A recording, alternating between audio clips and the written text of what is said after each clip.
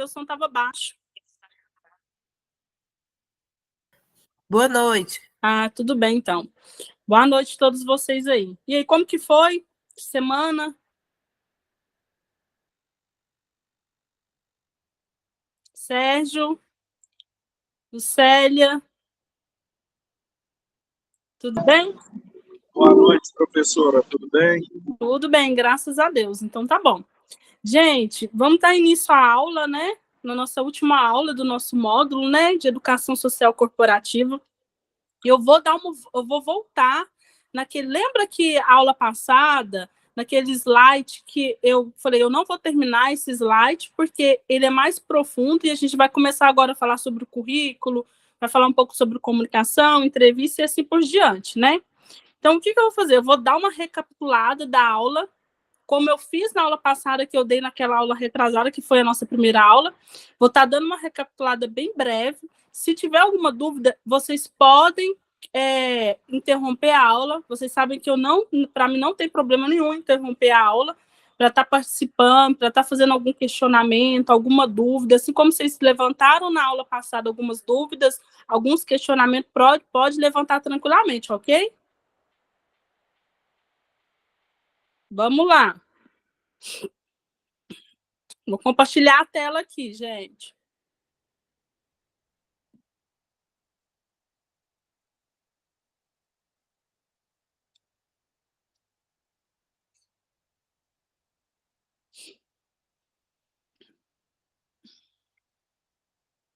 Na aula passada, eu falei sobre a CLT. Vocês estão lembrados?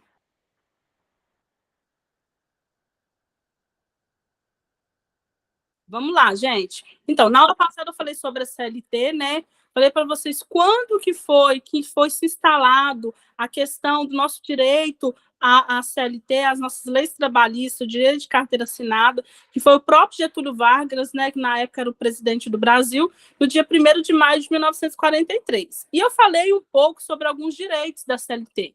A gente não aprofundou, como eu falei, vou ressaltar mais uma vez aqui para vocês.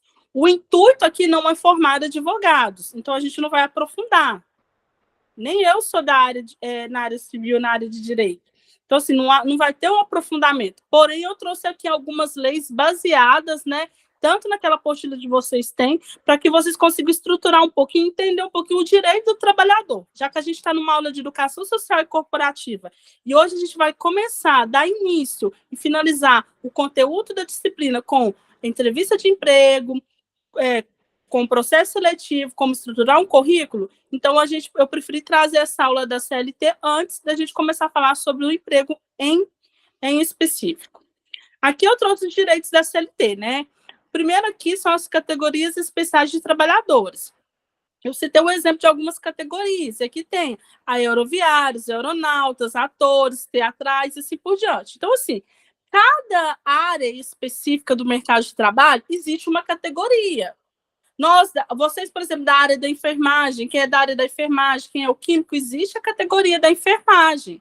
Qual que é o intuito de se ter uma categoria? Porque cada categoria, por exemplo, no caso da psicologia, no caso da administração, por exemplo, no caso de vocês da enfermagem, tem sua categoria que vai defender os direitos de vocês especificamente e os deveres também.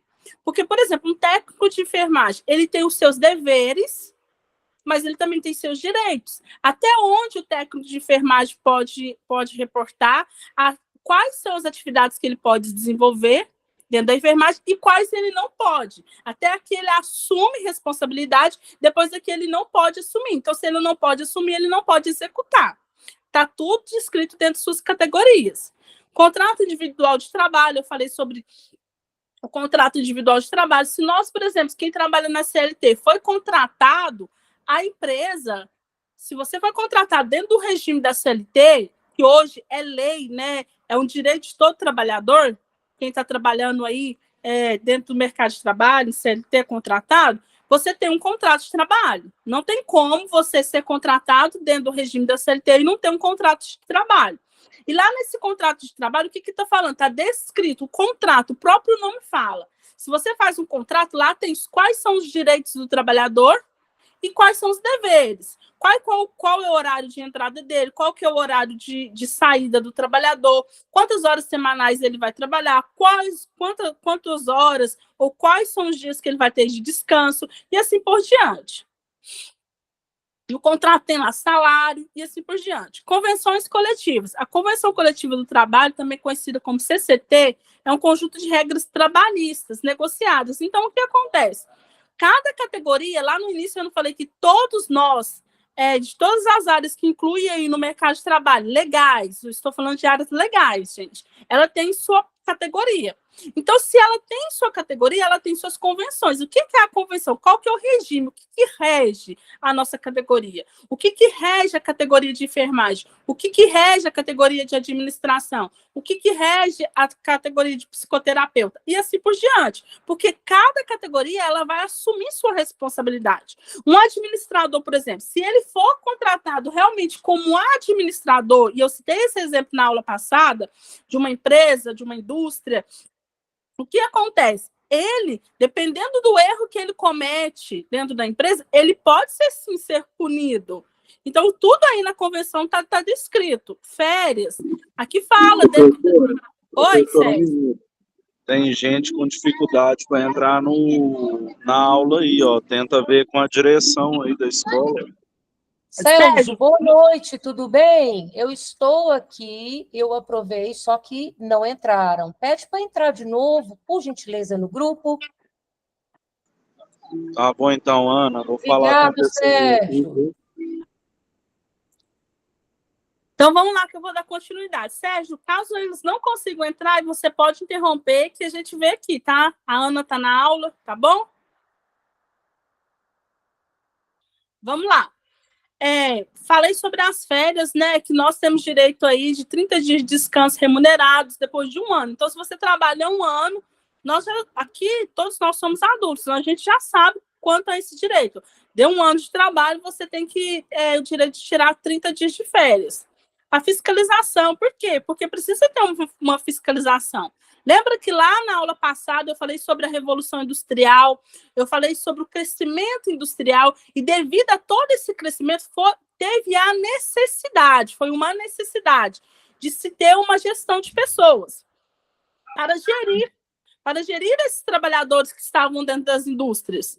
Então, já que teve que gerir esses trabalhadores, gerenciar esses trabalhadores nas indústrias, começou-se a ter o quê? Os direitos desses trabalhadores. Porque a gente sabe que lá no início, com a Revolução Industrial, antes da Revolução Industrial, existia muito, ainda existe, mas existia muito. Boa noite, Ana Paula. Existia muito acidente de trabalho. Alguém de vocês aí já assistiu aquele filme do Charles Chaplin? Sim. Então, lá quem assistiu o filme do Charles Chaplin, depois se vocês tiverem curiosidade, eu tenho quase certeza que com certeza ele deve ter no YouTube. Então lá fala o quanto que existia, fala um pouco sobre a questão, como que era o trabalho, não tinha descanso, não tinha uma remuneração adequada, não tinha direito nenhum, os trabalhadores eles sofriam constantemente acidentes de trabalho e saíam com a mão na frente ou atrás e assim por diante. Então, o que acontece? Se o Getúlio Vargas implantou a CLT para nós brasileiros e dentro o filme Tempos Modernos. Isso mesmo, Suene. Eu estava aqui pelejando para lembrar o nome dele, olha que eu já assisti ele umas punhadas de vezes, mas eu não estava lembrando. Obrigada, Suene. Nada. Coloca aí no chat aí o filme, tá?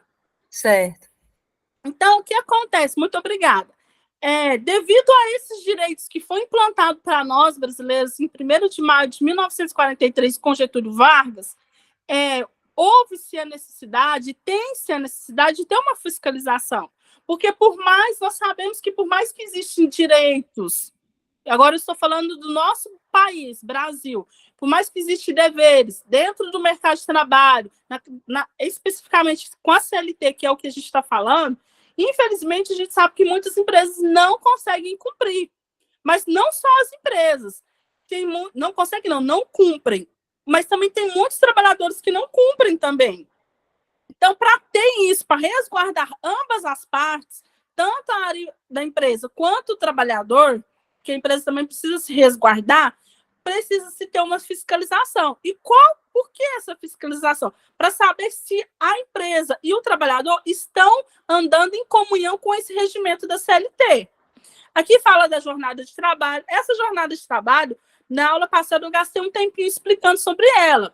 Porque isso aí varia muito da categoria, varia muito da área de trabalho, porque a gente sabe que tem gente, por exemplo, o enfermeiro é 12/36, então isso tudo tem dentro da categoria, lá na convenção, de cada área, de cada regimento, de cada setor, ele vai ter lá na sua convenção quais são os direitos e os deveres da sua categoria, a qual ele está defendendo. Medicina do trabalho. Aqui fala que o trabalhador ele precisa de ter a sua assistência. Então, assim, a gente vê que muitas empresas, por exemplo, aí em Araxá, que tem muito metalurgia, essas empresas grandes que tem aí em Araxá, ela tem dentro da sua própria empresa um médico do trabalho. Tem lá o laboratório e lá tem o médico e o enfermeiro do trabalho. Qual que é a função desse médico do enfermeiro do trabalho? E eu expliquei na aula passada. Ele precisa organizar os formulários, no caso, quem organiza é o enfermeiro do trabalho, fornecer algum atestado. Eu citei um exemplo na aula passada, supondo você trabalha numa indústria grande aí de Araxá, e aí você fez uma cirurgia e ficou 20 dias, um mês, de atestado, porque o médico cirurgião que fez sua cirurgia deu esse um mês de atestado. Porém, para você voltar, mesmo que o médico, o qual fez a sua cirurgia, o cirurgião, ele atesta lá que você está apto a voltar do trabalho, você não pode só pegar o atestado que você está apto a voltar do trabalho e ir lá e tem que trocar o turno e vou entrar hoje às 4 horas da tarde e começar a trabalhar. Não é assim. Antes disso, você precisa ir lá no seu médico do trabalho, que é o médico contratado da empresa, e ele também tem que atestar em comunhão com aquele médico que fez a sua cirurgia. Por que isso, Roberta? Porque precisa se resguardar. Ele resguarda tanto o trabalhador, mas ele precisa resguardar a empresa. Porque a gente sabe que hoje existe muita questão de processo trabalhista. Existem processos trabalhistas legais que realmente o trabalhador ele tem direito e precisa reivindicar esse direito dele. Ok, tá certinho. Se há necessidade, se sofreu alguma lesão e não teve o cumprimento da CLT, os direitos dele não foram resguardados, ele tem sim que buscar seus direitos. Mas a gente sabe que, em contrapartida, existem muito também pessoas que entram na justiça buscando um direito indevido, ou às vezes omitindo alguma informação. Então, há necessidade de ter um médico do trabalho, para quê? Porque ele possa se resguardar. E o enfermeiro do trabalho, gente, agora eu estou falando dentro de uma indústria. O enfermeiro do trabalho, um dos papéis dele é essa questão da elaboração dos prontuários. Porque a elaboração de um prontuário dentro de uma indústria, ele é uma prova muito, muito forte, caso a empresa ou o empregado venha entrar na justiça. É uma prova para saber se realmente o trabalhador, como que ele estava, lá no prontuário está descrita a situação dele e assim por diante. Aí você pode perguntar, Roberta, mas isso acontece só nas indústrias que tem os seus médicos lá laboratório, tudo certinho? Não. Pequenas empresas também, ele tem seu médico do trabalho. Por isso que existem em Araxá várias empresas, várias clínicas aí de medicina do trabalho.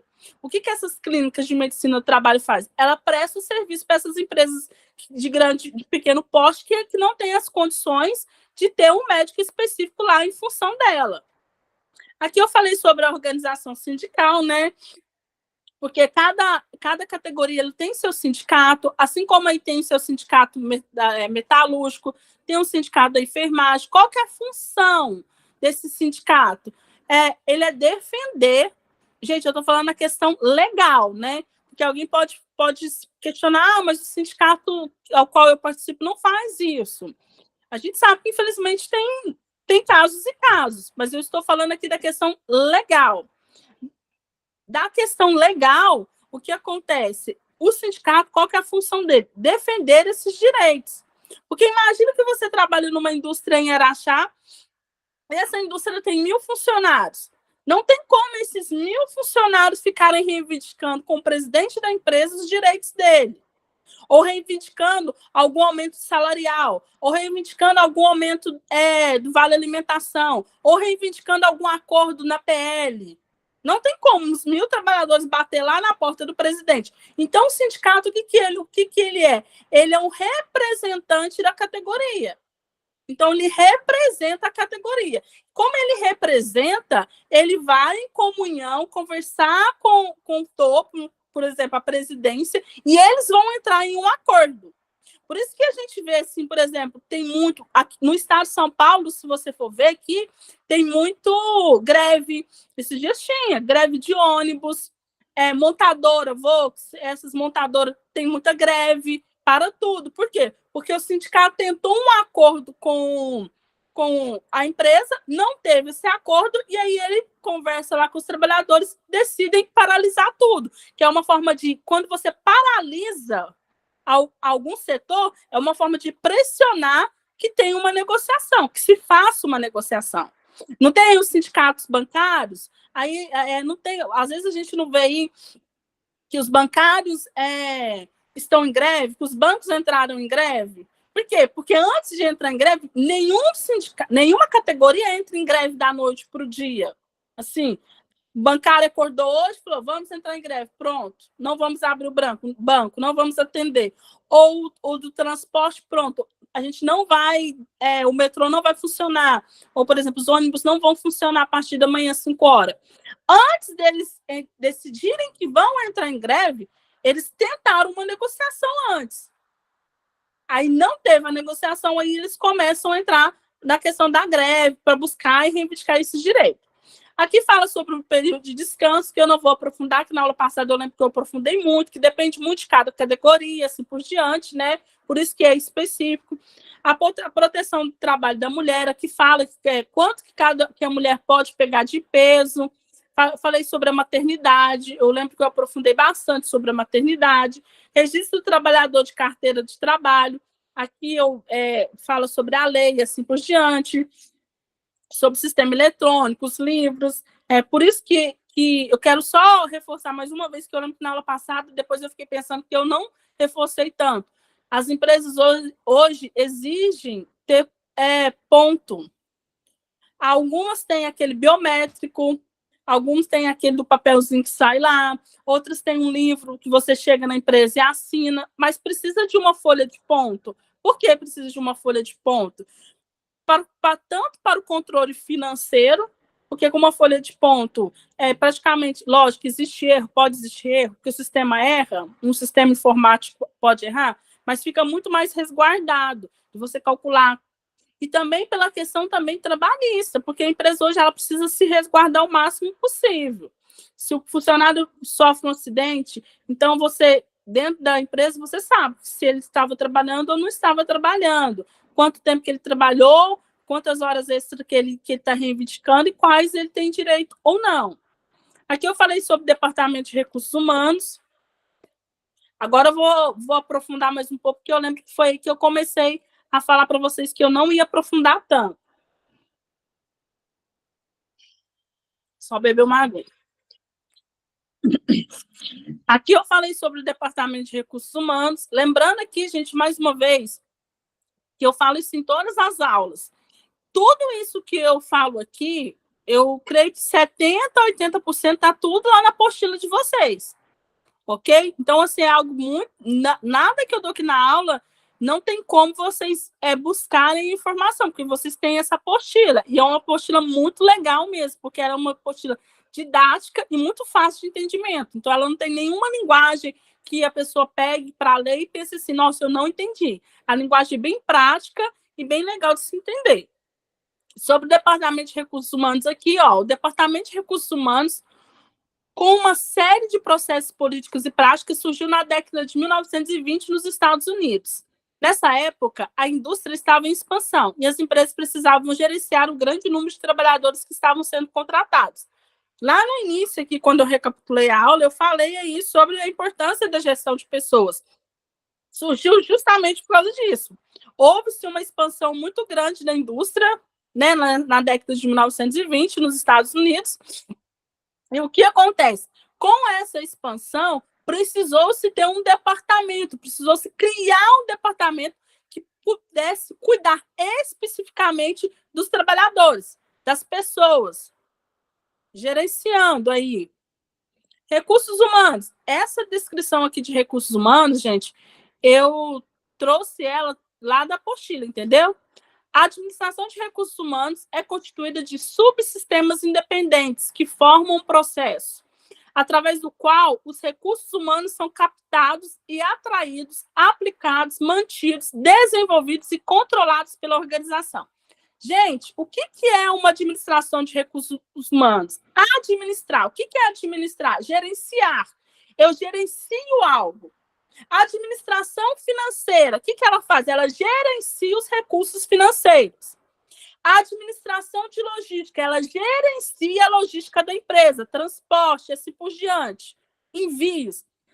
Então, assim, cada área da administração de empresa tem um subsistema. Nesse caso nosso aqui, é a administração de recursos humanos. Qual que é a função? É gerenciar os recursos humanos. O que é o recurso humano? Capital humano. Então, tudo que envolve capital humano dentro de uma organização é função do recurso humano gerenciar. E o que envolve capital humano? Às vezes as pessoas pensam que recursos humanos é somente contratar, selecionar, divulgar uma vaga e registrar. Não, gente, recursos humanos vai muito mais além. Tudo aquilo que se identifica com pessoas, com gestão de pessoas, com gerenciar pessoas, é parte do recursos humanos. A assistente social dentro de uma organização é parte do recursos humanos. A psicoterapeuta ou o psicólogo dentro de uma organização é parte do recursos humanos. O médico do trabalho, o enfermeiro do trabalho é parte do recursos humanos. A segurança do trabalho é parte do recursos humanos. Então, tudo que envolve a pessoa em si, por isso que aqui fala subsistemas independentes, faz parte do recursos humanos. Vai muito mais além de só divulgar uma vaga, fazer um processo seletivo, contratar. Vai muito mais além. Tudo aquilo que se faz, toda vez que você pensar em pessoas dentro de uma organização, faz parte do recursos humanos. Às vezes, um funcionário, por exemplo, que está chegando alcoolizado na empresa, e aí ele trabalha numa área de alta peculiaridade. Então, ele tem que estar atento a tudo aquilo que ele faz. E aí ele chega embriagado, ou às vezes o líder do turno, ou o supervisor percebe que ele tomou alguma coisa. O que acontece? É responsabilidade do recursos humanos. Então, o líder tem que, o que acontece? Ele tem que reportar para o recursos humanos esses acontecimentos, e o recursos humanos, o que ele vai fazer? Ele vai tentar ajudar esse funcionário de alguma forma. Agora eu estou citando um exemplo de grandes empresas, grandes indústrias. Aí em Araxá, por exemplo, tem assistente social, tem seu psicólogo, ou tem seu psicoterapeuta, que presta uma consultoria lá, terapêutica. Tem seu médico do trabalho. Então, qual que é a função? Se o funcionário está chegando alcoolizado, ou percebe-se que ele está com rendimento muito baixo, às vezes está com conflito familiar, ou às vezes percebeu aí que ele está com... Como que eu posso... Muito endividado. Tem empresa aí de Araxá que tem um projeto específico para ajudar os funcionários a não entrar em endividamento. Isso aí tudo é criação, são projetos de criação dos recursos humanos. Para quê? Para cuidar e gerenciar do bem mais precioso da empresa, que é as pessoas. Por exemplo, eu não sei se eu citei um exemplo para vocês, a Bem Brasil tem um projeto lindo aí em Araxá, eu já até prestei consultoria nesse projeto deles, que ela cuida da saúde mental do trabalhador. Isso é lindo, gente. E pode falar, mas Roberta, isso aqui. Não existe nenhuma empresa 100% perfeita, mas ela tem um papel muito lindo. Esse papel dela de cuidar da saúde mental do trabalhador é lindo. Por quê? Porque hoje a gente vê, agora a gente está no Setembro Amarelo, a gente vê o quanto que houve um aumento assustador de suicídio. Então, vendo tudo isso, o que a empresa pensa? A importância de cuidar da saúde mental do seu trabalhador.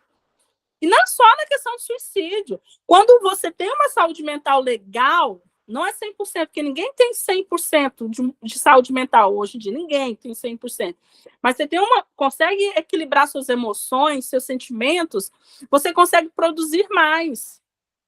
Então, isso impacta de alguma forma muito significante lá no lucro da empresa. Às vezes, você é uma pessoa com uma dificuldade muito grande. Então, isso de lidar, de trabalhar em equipe, isso impacta de alguma forma. Então, esse é o cuidado, isso tudo é recursos humanos. Aqui eu falei sobre provisão de recursos humanos, né, que é a pesquisa de mercado de RH, recrutamento, seleção, integração. Não vou me estender, que esse eu lembro que eu aprofundei também. A aplicação de recursos humanos, análise e descrição de cargos, planejamento e alocação de recursos humanos, plano de carreira, avaliação de desempenho. Gente, lembra que na aula passada eu disse assim para vocês que se eu trabalho na área de recursos humanos dentro de uma organização e eu sou responsável pelo recrutamento e seleção da empresa, o que acontece? Não é a Roberta que deu um estalo de dedo aí na Roberta, a Roberta vai contratar. Não, existe um estudo por trás disso. O recurso humano, ele executa o processo de contratação, mas precisou vir lá da base, a necessidade. O supervisor fala, a gente está precisando de um soldador, e o perfil do soldador que a gente precisa é isso. Pode ser de sexo masculino, pode ser de sexo feminino. A idade que a gente precisa, a gente prefere de 25 a 40 anos, e assim por diante. Então, quando se passa monta-se toda uma estratégia, todo um perfil de qual tipo de funcionário que a empresa quer, o recurso humano já consegue buscar esse funcionário de uma forma mais assertiva no mercado de trabalho. Manutenção de recursos humanos, administração de salários, benefícios sociais, higiene e segurança do trabalho, desenvolvimento organizacional, tudo isso é parte do recursos humanos. Monitoração de recursos humanos, banco de dados, sistema de informação, auditoria de recursos humanos, também é parte do recursos humanos. Alguma dúvida, gente? Que agora eu vou começar a aula. Não? Ficou nenhuma dúvida, não? Então, vamos lá. Hoje a gente vai falar sobre a importância da comunicação. Gente, eu sou apaixonada por comunicação. Eu sou apaixonada. Eu estava até contando para o meu filho ontem, que a gente estava falando, que o meu filho joga futebol. Acho que eu já falei isso para vocês. E aí, teve um acontecimento no jogo e que ele precisa melhorar, né? E eu falei para ele, eu contei para ele da minha história. Lá no início, hoje eu tenho 40 anos, mas no início eu lembro, gente, quando eu estudei lá no Polivalente, e no Dom José Gaspar, de 5º a 8º no Polivalente e no Dom José, depois. E o que acontece? Gente, eu lembro que, eu ia apresentar trabalho, eu desejava a morte, eu queria passar mal, eu suava tanto, que os professores pensavam, ela vai passar mal. Eu chegava a tremer meu queixo, a minha mandíbula tremia, enrijecia, de tanto medo que eu tinha de falar em público. Hoje, eu tenho que melhorar? Óbvio. Nenhuma pessoa, nós estamos em construção. Se a gente viver 100 anos, eu tenho que buscar melhoria. Mas hoje, graças a Deus, eu sou muito boa na comunicação. Roberta, mas você está se achando. Gente, se a gente sabe que a gente é bom em alguma coisa, a gente não precisa ter vergonha de falar. Assim como eu ainda tenho muita coisa que eu tenho que desenvolver, que eu não sou tão boa. E tem coisa que eu não sou boa em nada. Mas o que acontece? Isso tudo foi um processo de desenvolvimento. É um processo que eu fui criando, porque eu tinha o desejo de saber se comunicar, porque aquilo me machucava tanto por não saber comunicar, que eu comecei a aprender a comunicar. Então, eu queria curar aquela ferida. E por que eu falo isso? Existe uma pesquisa que, isso aí depois, se alguém tiver curiosidade de pesquisar, isso a psicologia mostra isso para a gente em estudos, que quando o ser humano ele tem medo de falar em público, de se comunicar, ele prefere passar mal do que falar em público. Se você, por exemplo, imagina você foi convidado hoje para dar uma palestra lá na CIA para 200 pessoas. Gente, isso aí é comprovado. Os estudos comprovam. Se a pessoa tem medo de falar em público, ela prefere passar mal e morrer do que falar em público. E falar em público o medo de falar em público tem muito mais a ver com os traumas que a gente tem do que não saber falar em público. E eu vou citar um exemplo aqui para vocês. Eu quero que vocês analisem cada um de vocês aí especificamente, individualmente. Imagina vocês numa sala de aula, tem lá 40 alunos e tem um professor e vocês têm que apresentar um trabalho. O que acontece? Quando você está lá na frente, a pessoa que tem medo, eu estou falando isso porque eu era assim, mas não só porque eu era assim, eu estou falando isso porque os estudos mostram isso. Você está lá na frente. Quando você está lá na frente para apresentar o trabalho, às vezes você fez um trabalho magnífico, excelente em casa, preparou ele assim, com uma expertise maravilhosa. Mas quando você vai apresentar, não sai nada. O que acontece? Você está lá na frente e as pessoas estão te olhando, você está mais preocupado em que as pessoas estão achando de você do que no conteúdo que você preparou com todo cuidado e amor para passar para eles. Então, por que quando... E eu falei isso na primeira aula nossa, quando a importância de a gente saber quem a gente é. Isso tem tudo a ver com o processo de comunicação. Porque quando você sabe quem você é, gente, ninguém te detona. As pessoas podem até tentar te detonar, mas elas não conseguem. E eu estou falando isso com uma pessoa assim, que tem resultados muito grandes com pacientes e comigo mesmo. Não consegue. Porque quando você está lá na frente, aí você preparou o trabalho. Quando eu dava aula presencial, eu fazia uma dinâmica com meus alunos e mostrava isso para eles. Eu, por exemplo, tem dias que eu uso cinta na barriga. E eu não tenho problema em ficar... Lógico que eu não vou ficar gritando isso para Deus e o mundo, mas eu estou numa sala de aula, eu não tenho problema. E na sala de aula, quando eu dava aula presencial, eu falava para os meus alunos, gente, quando a gente não se conhece, quando a gente não aceita quem a gente é, se eu estou aqui na frente e eu ia, às vezes, aí eu ia de vestido, eu ia ficar preocupada assim, será que eles estão olhando minha barriga? Ai, será que eles estão percebendo minha cinta? Ai, será que eles estão percebendo meu cabelo? Ai, será que eles estão vendo minha maquiagem? Será que ficou boa? Ai, será que eles estão observando em mim? E aí, gente, isso trava, porque você está muito mais preocupado no que o outro está pensando de você do que no conteúdo que você preparou para trazer. Agora, quando você se conhece, o que você pensa?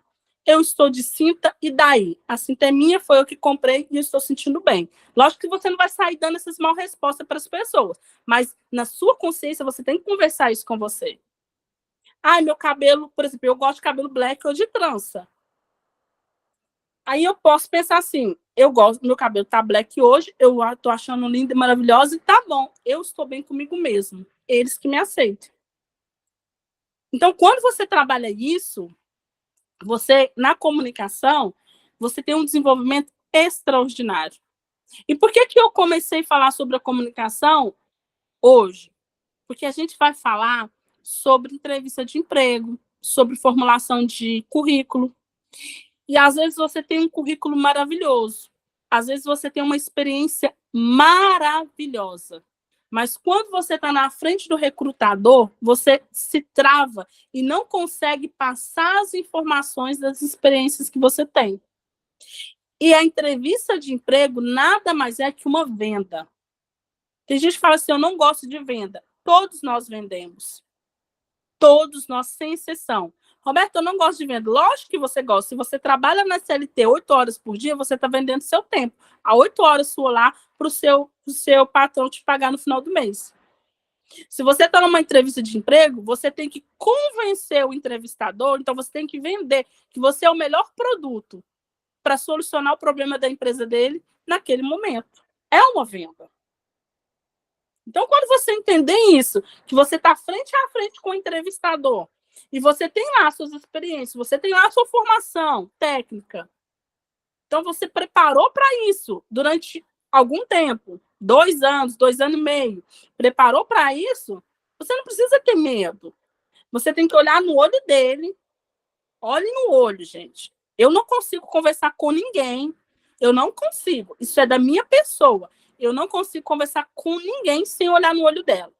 Porque uma que o olhar passa mais segurança e outra, acredite quem quiser, o olhar revela muito mais do que a boca fala. Então, o que acontece? Se você está na frente do entrevistador, sentou lá, não precisa ficar em desespero, querendo sair correndo. Eu já fui assim. Eu estou falando aqui, gente, não é só de um estudo teórico. Eu estou falando da minha vida. Eu fui assim. Não precisa de ficar desesperada, suando, quase passando mal, que o entrevistador pede até para a gente. Teve casos do entrevistador pedir para mim no banheiro. Não precisa disso. O que você tem que fazer? É sentar, respirar, conversar, ter um diálogo interno com você mesmo e pensar, eu me preparei para isso, então o que eu tenho que fazer aqui agora? Convencer ele que eu sou a melhor solução para ele nesse momento, na empresa dele. E aí você vai falar como você está falando com qualquer outra pessoa. Ó, minha experiência é essa, eu trabalhei, fiz estágio no hospital tal, lá no estágio eu fazia isso, reportava isso e aquilo. Eu formei na escola técnica politécnica, no período tal, tive essas disciplinas. É um sonho meu trabalhar como enfermagem, porque eu gosto disso, daquilo. Durante esse período eu fiz esses cursos de extensão. Às vezes, se você, por exemplo, fez os cursos e não tinha o dinheiro para pagar, fala, durante esse período eu fiz o curso de extensão porque eu não tinha condições financeiras de pagar o curso, já que eu tinha que pagar o curso técnico, mas esses são esses cursos. Eu sou uma pessoa que eu quero me aprimorar, eu sou uma pessoa que estou buscando oportunidade, eu sou uma pessoa que tem força de vontade. E aí, gente, vai deslanchando, vai conversando. Por quê? Porque você precisa passar uma mensagem para ele. Qual que é a mensagem que você veio passar? Essa mensagem tem que ser clara. Porque você imagina, você chegar para fazer uma entrevista e você ficar pensando assim, sabe que eu não lembro? Gente, datas, realmente a gente não lembra. Muita gente não lembra. Se eu for analisar meu currículo agora mentalmente, eu sei das empresas que eu trabalhei. Óbvio. Mas eu não sei a data exata quando eu entrei e quando eu saí. Só se for uma empresa mais recente, mas as outras eu não lembro, de muitos anos atrás. Mas eu lembro que eu trabalhei nessa empresa tal. Então, quando eu trabalhei lá, eu desenvolvi esse trabalho. Eu fazia isso, aquilo. Eu gerenciava isso, aquilo. Eu prestei consultoria para isso e aquilo. E é assim, gente, é um bate-papo. E a importância da comunicação hoje em dia no mercado de trabalho, ela é essencial. Por quê? Porque se você não souber comunicar no mercado de trabalho, gente, infelizmente você vai estar fora dele. E comunicar não tem nada a ver com falar o tempo todo. Às vezes a pessoa fala 2 horas e não consegue passar mensagem nenhuma. Às vezes a pessoa falou 2 minutos e passou a mensagem daquele que falou 2 horas. Então, comunicar não é sobre falar muito. E às vezes as pessoas podem estar me perguntando e se questionando, mas eu não falo muito, eu sou tímida, eu não sei falar muito. Mas quem disse que comunicar tem a ver com falar muito? Não tem a ver. Eu preciso ser claro e objetivo na informação que eu vim trazer. Por exemplo, beber mais uma água, gente. Por exemplo, a gente começou a nossa aula. Então, eu trouxe uma mensagem para vocês. E eu precisava ter essa mensagem com clareza. Imagina se eu entro na aula aqui 7 horas da noite. Imagina, gente, o que desastre que virá. Eu estou dando esses exemplos porque eu sempre deixei claro para vocês. Em todas as aulas que eu dou, seja presencial ou seja online, eu gosto de dar esses exemplos práticos do dia a dia. Porque você consegue entender e trazer isso para a sua realidade empresarial, corporativa. O que acontece? Imagina se eu sento aqui, começo a dar aula às 7 horas da noite e eu fico perdidinha sem saber o que eu vou dar. Aí eu penso assim, não sei o que eu falo hoje. Começa a aula às 7 horas. Nossa, eu não sei se eu vou falar empreendedorismo. Eu não sei se eu vou falar comunicação. Não sei se eu vou falar gestão de pessoas. Eu não sei se eu vou falar logística. Eu não sei se eu vou falar contabilidade. Eu fico perdida. O que acontece? Gente, o ser humano sente. O ser humano sente. Se eu sento aqui na minha cadeira, nessa mesa aqui, totalmente despreparada, vocês vão sentir insegurança. E se vocês sentem insegurança sobre aquilo que eu vim trazer, isso a psicologia explica. Vocês vão fechar um campo. aqui no cérebro existe um campo da informação, vocês vão travar esse campo e tudo que eu jogar na mente de vocês, o que eu estou fazendo agora propositalmente? Eu estou jogando uma informação na mente de vocês. Tudo que eu jogar na mente de vocês, como o campo vai estar fechado, não vai adiantar nada. Não vai adiantar nada. Por quê? Porque vocês, se eu começo uma aula totalmente despreparada, toda bagunçada, vocês, o ser humano, gente, nós somos mestres em julgar. Nós somos. Vocês iam julgar assim, não, mas essa professora é desorganizada demais, meu Deus do céu. Ela nem sabe o que ela vai falar, tô perdidinha.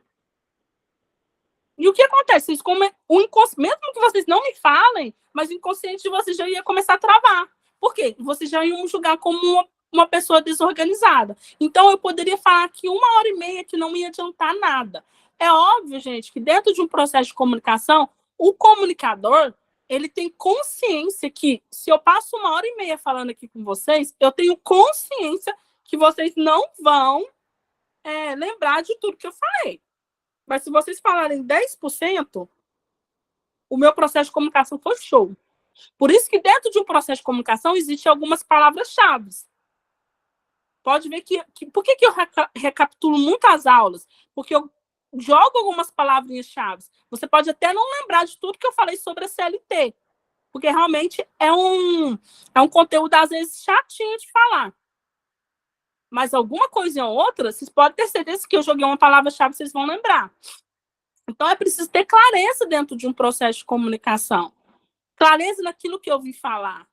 Se eu estou participando de um processo seletivo, é preciso que eu tenha clareza sobre quais informações que eu quero falar, com naturalidade. Não ficar indo da casa até o local do recrutamento querendo decorar o que você vai falar. Natural, mas eu preciso ter clareza naquilo que eu vim informar.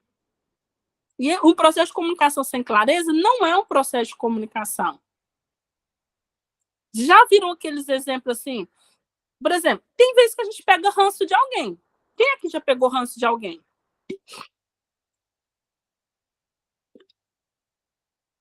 Ninguém? Só eu? Então tá bom. Essa voz de... Vocês são uns anjos, então, né? Então, assim, vamos lá. Já viu quando a gente tem um ranço, pega um ranço de alguém?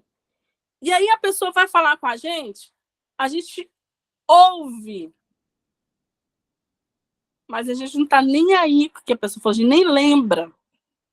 Por quê? Porque o campo nosso neurológico, ele travou. Por algum motivo, fechou. No caso desse exemplo, ranço, fechou. Então, tudo que aquela pessoa jogar na minha cabeça não vai adiantar. Alguém quer falar alguma coisa, gente, do processo de comunicação? Vocês estão caladinhos hoje. Fala, professora, o que está acontecendo? Sérgio, você está ouvindo a aula? Sérgio, onde você está, Sérgio? Eu estou ouvindo a aula e estou de plantão também. Ah, show de bola, parabéns. Então tá bom, gente, vamos lá. Aqui eu falei sobre o processo de comunicação, agora eu vou fechar aqui para abrir um campinho aqui que a gente vai falar sobre os currículos. Como criar um currículo? Como criar um currículo, gente? O currículo, ele é o nosso... Como que eu falo? A nossa primeira oportunidade de entrada dentro de uma organização. E o currículo, você consegue fazer só uma impressão. Não tem como você fazer a primeira impressão. Então, por isso a importância de você fazer um currículo bem estruturado.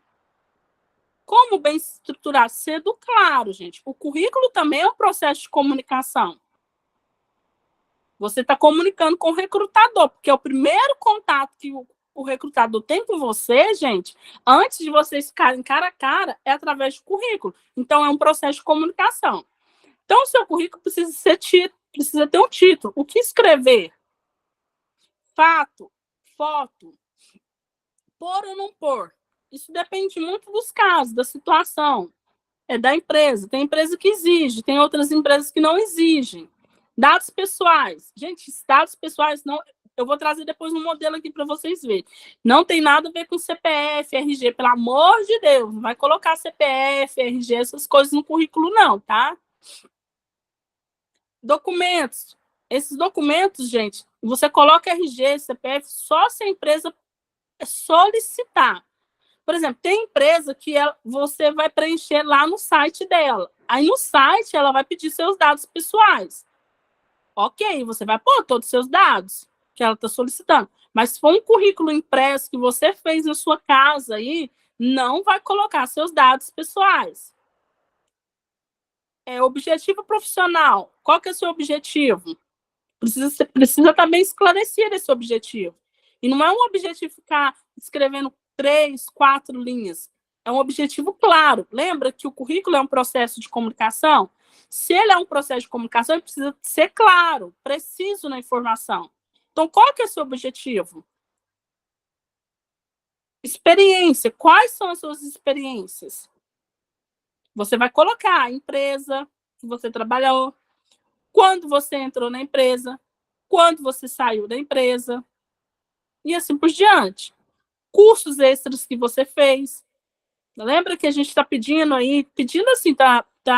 Eu coloquei a escola também, ela tá dando dica para vocês de algum curso de extensão. Gente, isso é muito importante. Vou bater na tecla mais uma vez, parece que é chato que eu falo. Nós, brasileiros, a gente julga muito os cursos gratuitos online. Gente, hoje tem uma vasta de dimensão de cursos aí gratuitos online. Esses que eu indiquei aí são todos gratuitos. E às vezes a gente julga. Não julgue. Tem cursos muito bons aí na internet, gratuitos. Por que não? Porque, assim, por que eu falo para o meu... Professora, a respeito desse trem de cursos aí, eu não aconselho colocar, não, porque eu tenho um monte de curso, tem chefe de cozinha, de tudo. Na hora que manda, não é fechado. Então, ô Sérgio, eu ia falar isso mais pro final, mas foi bom. Isso mesmo, Sérgio, parabéns, que eu gosto que participa. Se você está participando, você acabou de falar que tem curso de chefe de cozinha. Se você está participando de um processo de recrutamento e seleção para enfermagem, técnico de enfermagem, não há necessidade de você colocar um curso de chefe de cozinha. Por isso que eu falei aqui no início que o currículo é um processo de comunicação. E se é um processo de comunicação, ele precisa ser claro e objetivo. Por isso aqui do objetivo profissional. Qual que é o objetivo profissional? Eu quero entrar no hospital tal, como técnico de enfermagem. Então, se eu estou entrando, se eu estou organizando meu currículo para entregar no departamento pessoal dessa empresa, para tentar uma vaga de técnico de enfermagem, não há necessidade de eu colocar um curso de chefe de cozinha, por exemplo, no exemplo que você citou. Então, por isso que a importância da clareza.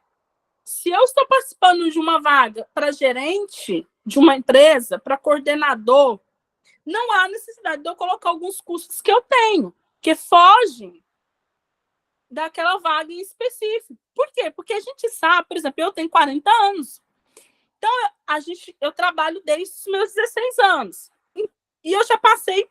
Eu sempre fui da área comercial. Sou apaixonada pela área comercial. Então, eu sempre fui da área comercial. Da administração é a área que eu mais sou apaixonada. É a área comercial. Mas eu também sou psicoterapeuta. Então, imagina se eu vou participar de um processo seletivo para coordenador comercial.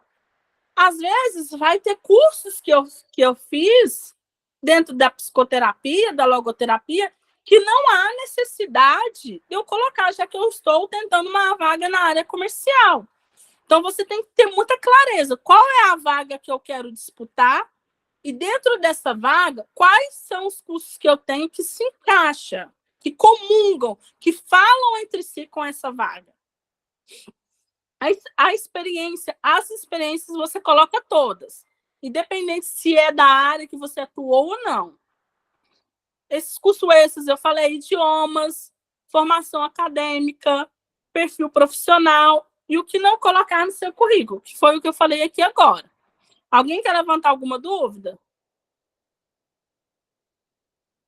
Eu vou abrir aqui um currículo, gente, para vocês darem uma olhadinha. Esse currículo aqui, gente, eu peguei lá no Google, tá? Porque às vezes você vê a foto, o nome, eu não estou expondo ninguém. Eu peguei no Google. Gente, todos vocês aqui conhecem um aplicativo que chama Canva?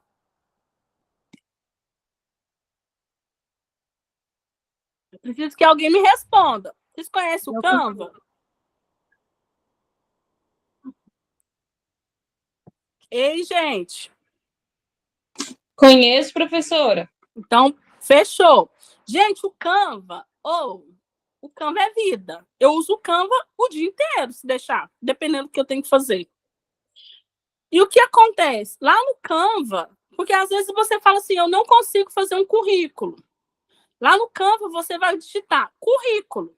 Lá vai estar uma série de modelos de currículo. O que você vai fazer? Você vai só substituir os dados. Você consegue fazer o seu currículo. E olha só, esse currículo aí é um exemplo do Canva. Ele foi feito no Canva. Olha o tanto que esse currículo está bem organizado. Olha o tanto que esse currículo está bem estruturado. Olha a visão que o recrutador vai ter ao pegar um currículo desse nas mãos. Em contrapartida, tem currículos que, infelizmente, você pega, você vê que a pessoa tem uma formação acadêmica legal, mas estão totalmente desestruturados. E aí, o que acontece? Lembra aquela frase, a primeira impressão é que fica?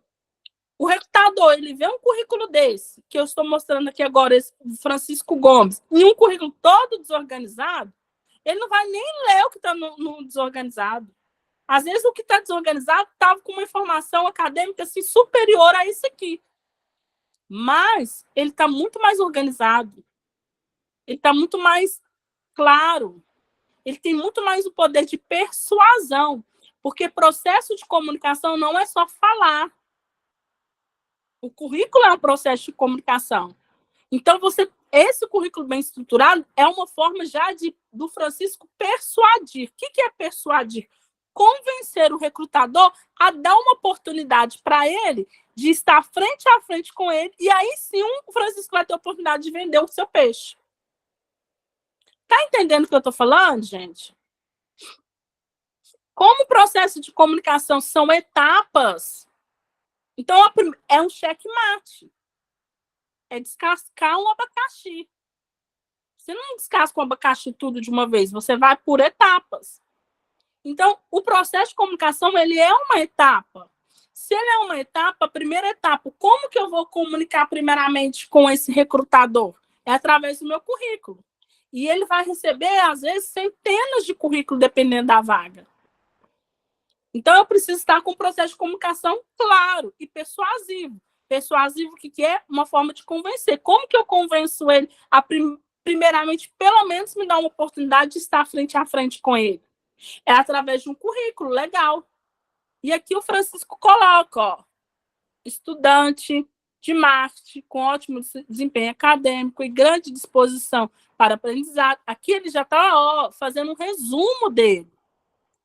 Alguém aí, não sei se vocês já fizeram cadastro nesses sites aí de emprego, mesmo que você coloque o seu currículo, lá no finalzinho eles pedem um resumo. Aqui um resumo seu. Aqui o Francisco colocou um resumo dele aqui, ó. Depois ele vem aqui, ó, o contato, Rio de Janeiro, telefone e o e-mail dele. Viu que ele não está colocando endereço, ele não está colocando RG, CPF, tipo sanguíneo. Pelo amor de Deus, não vai colocar isso não. A não ser que eu vou ressaltar mais uma vez que a empresa solicite. Aí você tem que colocar. Aí ele vem com as suas habilidades. Gente, todos nós temos habilidades. Beber mais água, peraí.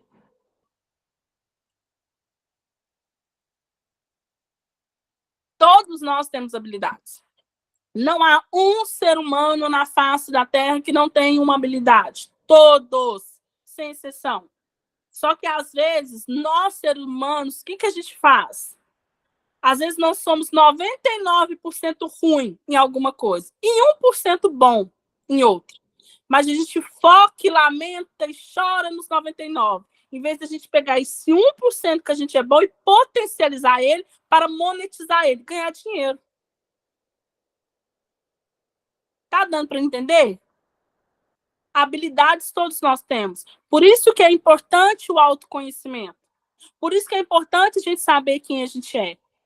Eu, durante esse período que eu dou aula, gente, seja presencial, seja online, eu nunca comecei uma aula minha sem falar ou dar esse questionamento para as pessoas, meus alunos, quem eles são. Porque quem a gente é um processo terapêutico que vale para a vida toda, e ele vai impactar todas as áreas da nossa vida. Então, você precisa saber quais são as habilidades. Lembra lá quando eu falei assim que eu sou boa em comunicar? Alguns que não se conhecem podem falar assim, que professora ou que pessoa convencida. Não, não é convencimento. Eu preciso saber em que eu sou boa para que eu consiga potencializar isso que eu sou bom e monetizar e ganhar dinheiro com isso. Ao mesmo tempo, eu sei que muita coisa eu ainda não sou boa. Mas eu não vou ficar lamentando. Aquilo que eu não sou boa, é lógico que eu estou em processo de construção, eu preciso aprimorar. Mas eu não preciso ficar lamentando porque eu não sou boa. E aqui ele se conhecendo, Francisco, ele fala, ó, bom relacionamento interpessoal para facilitar o trabalho em equipe. Isso aqui, gente, é que todo mundo fala, tá? Todo mundo coloca bom relacionamento interpessoal. Aí a pessoa coloca, eu adoro trabalhar em equipe. Na primeira discussão que tem lá, é que dá um tiro na cara um do outro lá na empresa. Mas faz parte, todo mundo coloca isso. Facilidade com recursos de informática, ele é bom, então ele sabe que ele é bom. Ele tem essa facilidade na área de informática. Eu já não sou boa, eu sou básico. Inteligência emocional para lidar com desafios diários. Então, ele é bom, ele sabe lidar com os desafios, ele sabe lidar com os conflitos, ele sabe lidar com as emoções. Ele não é um funcionário que vai entrar em discussão, vai sair rolando no chão, no refeitório dentro de uma empresa. Conhecimento em marketing digital e habilidade com redes sociais. Então, essa é a habilidade dele. Grande atenção aos detalhes, postura ética, crítica e analítica. Então, ele é uma pessoa analítica. Se ele é uma pessoa analítica, ele é uma pessoa metódica. E, geralmente, quem tem facilidade com informática é uma pessoa metódica. O que é metódica? É uma pessoa que consegue concentrar e ficar lá minuciosamente. Lógico que concentrar, todos nós temos que construir essa habilidade. Mas essa pessoa analítica, ela fica metódica. Ela consegue fazer minuciosamente. Tem pessoas que já não são metódicas. Eu já não sou metódica. Mas eu também não tem problema. Eu tenho que me aprimorar, eu busco todos os dias melhorar um pouquinho. Isso cabe a todos nós. Mas a gente tem que saber nossas habilidades, porque para a gente vender essas habilidades. Porque a gente vive num mundo capitalista. E eu preciso dos recursos financeiros. Vocês precisam desses recursos financeiros para sobreviver. Então, já que eu preciso desses recursos financeiros para sobreviver, que eu vivo num país, num mundo capitalista, eu preciso conhecer essas habilidades minhas para me monetizar. Aqui, ó, idiomas. Inglês dele, avançado, espanhol. Se você tem inglês, é intermediário, é avançado, qual que é? Ele vem falar das experiências, jornalística. Ele fala, jornalista, aí põe, ó, janeiro de 2021 / atual. Então, o recrutador já sabe que ele entrou em janeiro de 2021 e até hoje, nesse exato momento, ele ainda está trabalhando lá. E aqui ele fala onde que ele trabalha, que é Blog Estácio, Rio de Janeiro, e aqui ele coloca os tópicos. O que é esses tópicos? Quais são as atividades que ele desenvolve lá naquele trabalho dele?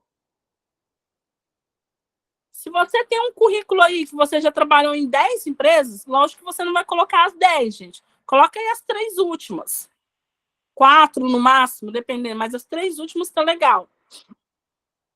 E aqui, ó, quando ele começa a falar das experiências, o que ele faz, quais são as atividades que ele exerce lá no blog, Estácio? Formação acadêmica, que ele fala que é publicidade e propaganda. Universidade Estácio de Sá. Formação acadêmica de vocês, curso técnico de enfermagem, curso técnico em química, politécnica. Escola Técnica Politécnica, Araxá, Minas Gerais. E aqui ele participou de alguns intercâmbios e cursos livres. Aqui os cursos livres dele, ó, curso livre de fotografia digital, Senac. Viu a importância de cursos gratuitos?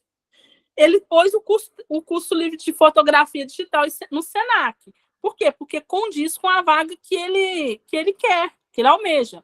Agora, por exemplo, se ele fez um curso de aprender a tosar cachorro, não tem necessidade, gente. Para a vaga que ele está participando, não tem necessidade. A não ser que é uma vaga que vai agregar alguma coisa, que exige, que vai fazer um diferencial. Mas se não exige, não vai fazer diferencial, não tem para quê. Porque a gente, como nós somos adultos, a gente, como eu falei, a gente já tem uma vida profissional. Então, a gente já fez vários cursos, a gente já trabalhou em várias empresas, a gente tem várias experiências. Mas aí a gente tem que saber no processo de comunicação. A vaga que eu quero, que eu almejo, essa experiência minha precisa dela, eu preciso colocar esse curso livre ou não? Por isso que eu falo muito, todas as turmas, seja qual escola que eu estiver, eu sempre coloco e bato na tecla e dou dicas sobre cursos de extensão online gratuitos, gente. Para você colocar, para não ficar aquele currículo pelado, só com curso técnico. Faz aí curso de liderança, gente. Tem curso de liderança no Sebrae online gratuito. Tem curso de comunicação. Tem curso de como liderar equipe.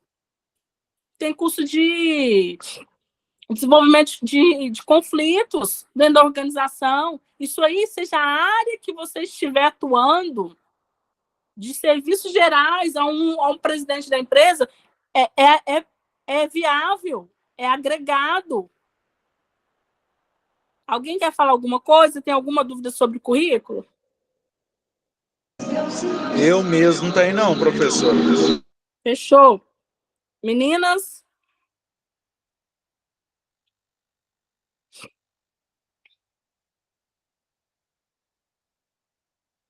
Gente, agora vou parar de compartilhar. Espera aí.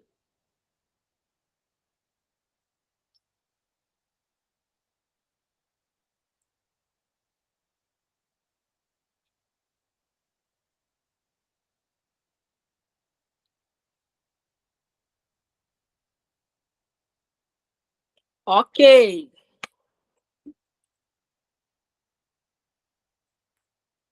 O que a gente viu nesse módulo? Liderança, gestão de pessoas, comunicação, leis trabalhistas, que entra a CLT. A gente viu sobre 3 tipos de liderança, que são autocrático, democrático, liberal. A gente viu a diferença do líder com o chefe. A gente viu sobre área de recursos humanos. A gente falou sobre recrutamento e seleção. A gente falou sobre bancos de dados da organização. A gente falou agora sobre currículo. E, para finalizar, o que a gente vai falar aqui brevemente? A gente vai falar sobre empreendedorismo. Nós, brasileiros, somos um país nato empreendedorismo. Nós gostamos de empreender. Nós somos um país que temos grandes ideias. Porém, infelizmente, eu sou empreendedora. Infelizmente, nós brasileiros, culturalmente, nós não fomos ensinados a desenvolver de uma forma estruturada que desse sucesso o nosso empreendedorismo. Por isso que muitas das vezes nós fechamos empresas, por isso que muitas das vezes as nossas empresas podem não dar um lucro que a gente gostaria que tivesse. Por quê? Porque culturalmente a gente não foi ensinado. Se você vai pegar países desenvolvidos, uma China, por exemplo, que eu já citei aqui na sala de aula, como que é o método de ensino na China, desde as crianças bebezinhas, gente. Quando eu falo bebezinha, eu falo assim, 3 anos. Elas já estão sendo ensinadas a gerenciar seus recursos financeiros e a empreender. Como que elas vão empreender? Como que elas vão fazer para ganhar dinheiro e saber empreender? E quem domina o mercado brasileiro, quem gira o mercado brasileiro, quem dá trabalho para para as pessoas são os empreendedores. E são os pequenos. Às vezes a gente pensa que são os grandes, multinacionais, grandes indústrias que dão mais trabalho, que conseguem aí colocar mais pessoas no mercado de trabalho. Não. Os recursos que vêm mais são dos pequenos empreendedores. Se você tem aí o desejo de ser um empreendedor, no Senac, no Sebrae também tem cursos de empreendedorismo para você começar a desenvolver. É um caminho árduo, muito árduo. É um caminho desafiador todos os dias. Mas se você tem essa aptidão de ser um empreendedor, vai buscar essa informação. Vai buscar ajuda de compreender, empreender, como desenvolver, como pegar esses recursos, essas habilidades que você tem e monetizar elas.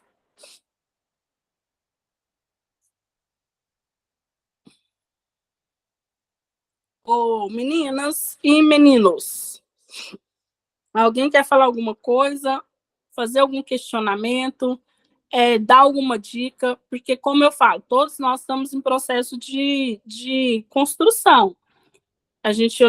Eu sou falha, não sou 100% boa e nunca serei. Mas a gente está aqui, né, aberta mesmo para alguma informação, algo que vocês querem deixar relevante, alguma aula, algum conteúdo que eu falei que às vezes vocês ficaram em dúvida, ou que vocês podem, alguma forma que eu falei que às vezes vocês podem falar assim, não, a professora poderia ter falado mais lentamente para a gente absorver mais, ou não, professora, eu achei legal a aula, pode continuar assim. Alguém quer falar alguma coisa para a gente encerrar?